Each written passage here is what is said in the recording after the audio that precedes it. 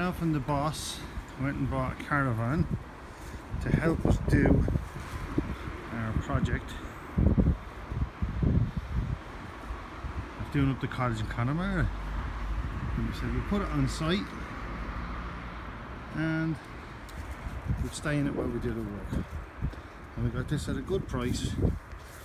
And the guy said he promised us, it was in a shed, he said promise it doesn't leak. And we went, okay, fair enough. We tried it out, everything good. Got it home. First night it rained.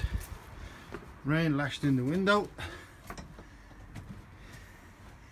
And as you can see, the ceiling there, rotten to the core. So we got very depressed and very dejected and thought, holy moly, what are we going to do? So then we came up with the idea, why not scrap the caravan, keep the base of the trailer and build a little tiny home on it.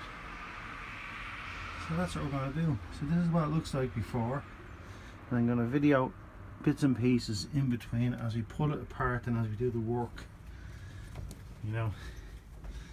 So that's it. I'll talk to you again in another minute or two, maybe an hour when I've wrecked some more stuff. Anyway, that's what it is.